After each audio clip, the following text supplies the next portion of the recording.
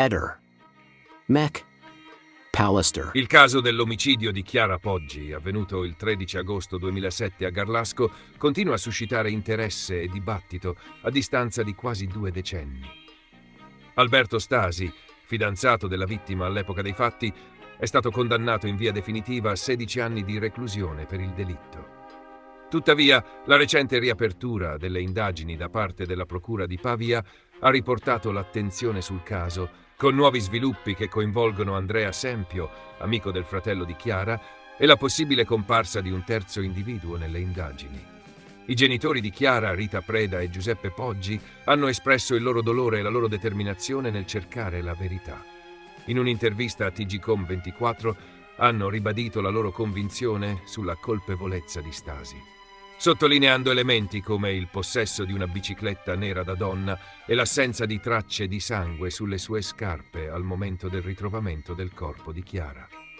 La madre di Chiara ha dichiarato: «Anche se sapevo che sarebbe arrivato questo momento, adesso che è arrivato non posso fare a meno di pensare che lui pian pianino riprende la sua vita. Mia figlia non la riprenderà più». La riapertura delle indagini ha portato nuovamente sotto i riflettori Andrea Sempio, già indagato in passato e successivamente archiviato.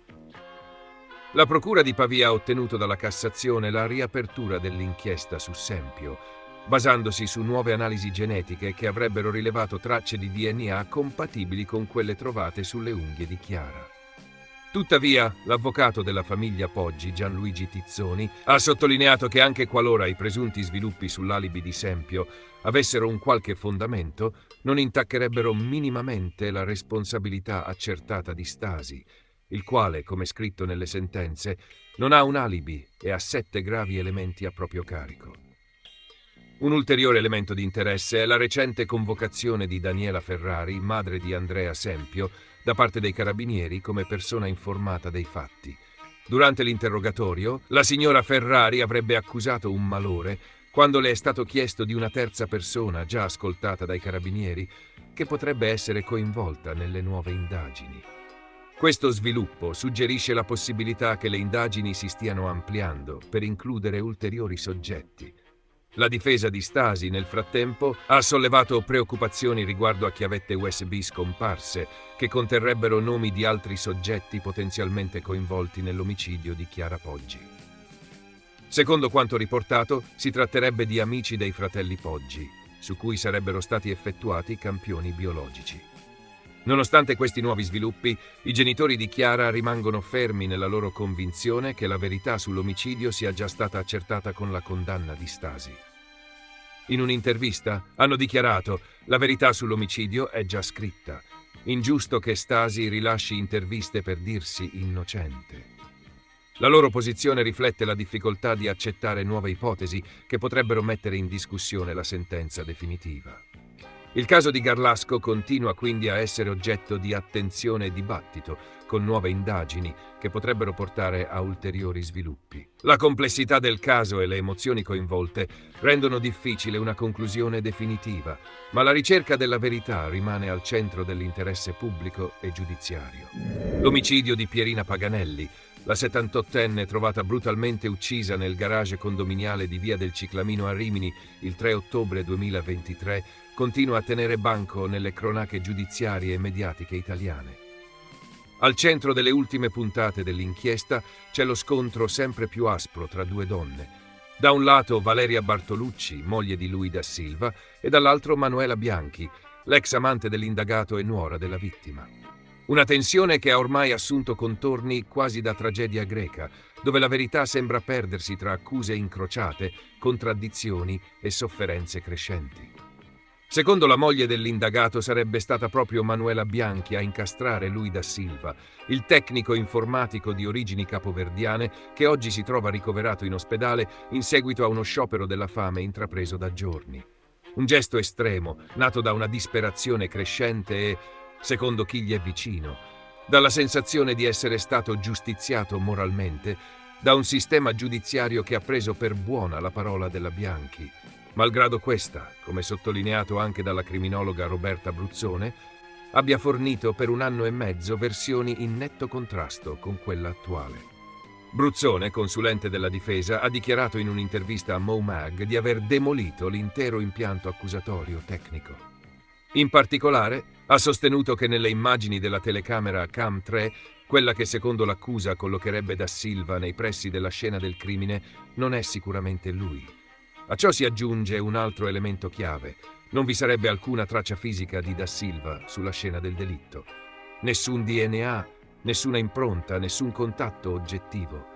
Tuttavia, tutto questo sembra non bastare quando si ha contro una narrazione che trova credito a livello processuale e mediatico.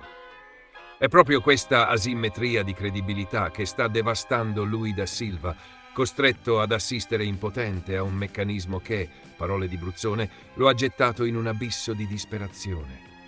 Il fatto che Manuela Bianchi sia oggi ritenuta credibile dalla procura rappresenta, secondo la criminologa, un problema molto serio, poiché le sue dichiarazioni collocherebbero Da Silva nel garage, anche se non nell'esatto momento del delitto. Una sfumatura che nella logica giudiziaria può fare la differenza tra l'inferno del carcere e la libertà, ma che nell'opinione pubblica si perde in un racconto sempre più polarizzato. Eppure le dichiarazioni della Bianchi presenterebbero, secondo Bruzzone, evidenti incongruenze. Sarebbe stata imprecisa, evasiva, a volte incapace di rispondere alle domande poste durante gli interrogatori.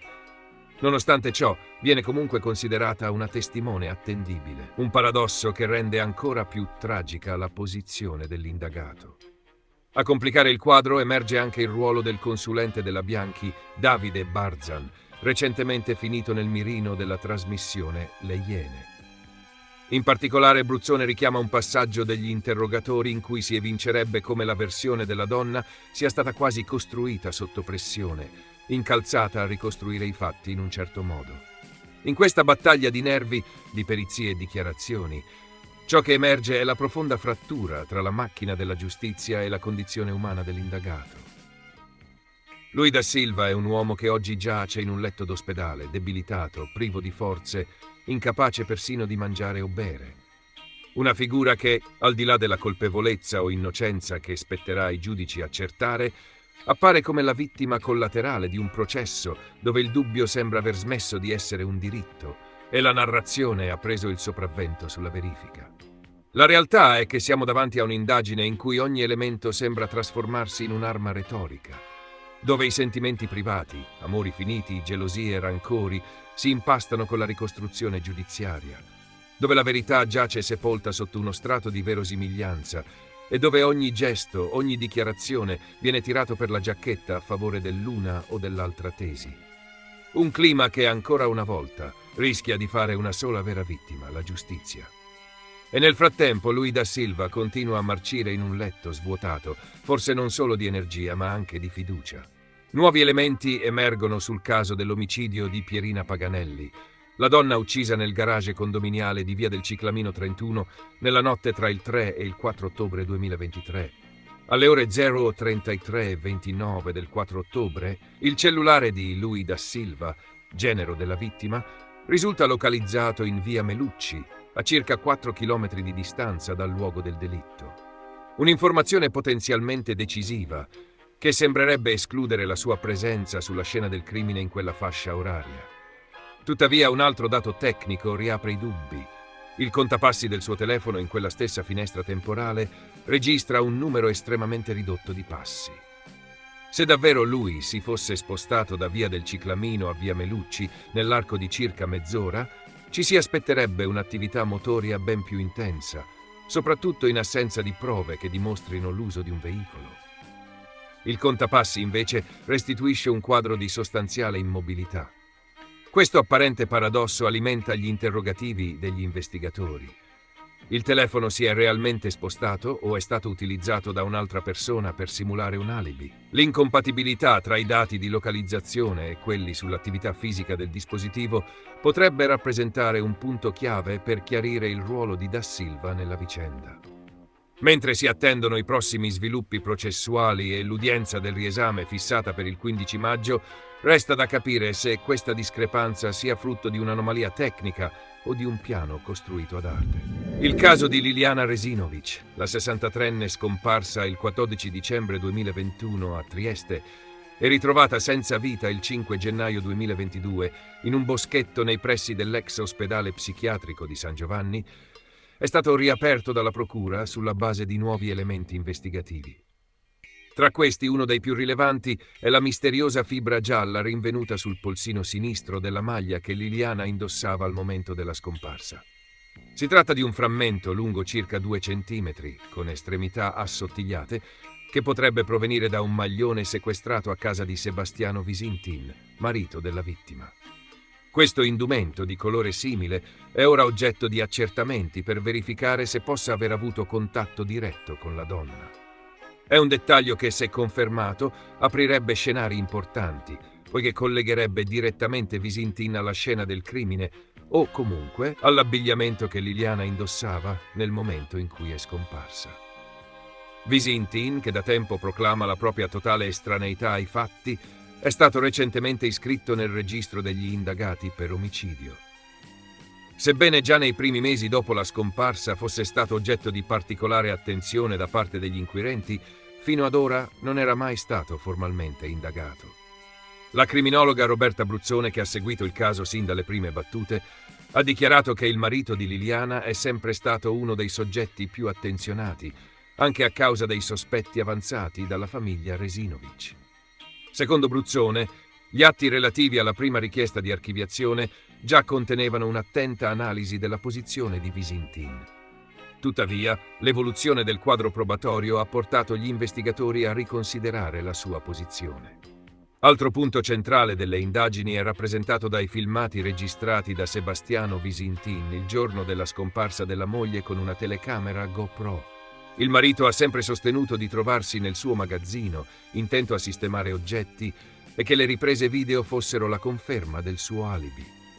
Tuttavia, gli inquirenti avrebbero rilevato anomalie nelle registrazioni, tagli sospetti, accelerazioni e possibili manipolazioni. Bruzzone ha posto l'accento sulla necessità di accertare l'autenticità del video, specificando però che, a suo avviso, Visintin non avrebbe le competenze tecniche per effettuare un intervento così sofisticato.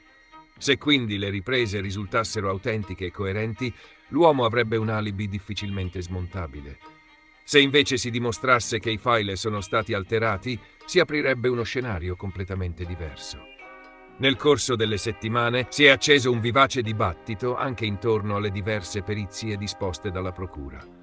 La prima consulenza medico-legale sosteneva l'ipotesi del suicidio, principalmente perché non erano stati riscolati elementi chiaramente riconducibili a un'aggressione.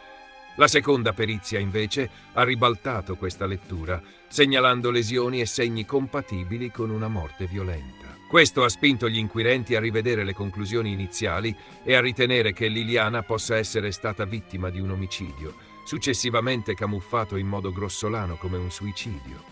In questo clima di forti contrasti e nuove scoperte emerge anche un ulteriore particolare inquietante. Secondo la testimonianza di una persona ascoltata dagli inquirenti, Sebastiano avrebbe mostrato in passato alcuni nodi presenti su dei cordini, apparentemente simili a quelli ritrovati nel cassetto della camera da letto di Liliana e utilizzati per legare il corpo. Si tratta, anche in questo caso, di un elemento che gli investigatori stanno verificando con estrema attenzione, soprattutto per capire se tali dettagli potessero essere già in possesso del marito prima del ritrovamento del cadavere. Parallelamente, resta aperta la questione della figura ripresa in un video vicino alla zona del ritrovamento del corpo nei giorni precedenti alla scoperta. Un uomo con una coppola, la cui identità non è mai stata chiarita con certezza, potrebbe avere un ruolo ancora tutto da definire nella vicenda.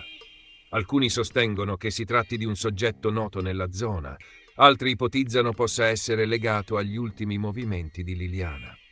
Il quadro complessivo dell'inchiesta, dunque, è tutt'altro che definito. La riapertura del caso ha aperto la strada a nuovi accertamenti, sia di tipo tecnico-scientifico che testimoniale, che potrebbero nei prossimi mesi far luce su quanto davvero accaduto a Liliana Resinovic. Se queste nuove evidenze riusciranno a trasformare i sospetti in prove concrete, sarà solo il tempo a dirlo. Ma ciò che appare chiaro è che a 3 anni di distanza il mistero della sua morte è tutt'altro che risolto. Ehi, non dimenticare di iscriverti a questo canale.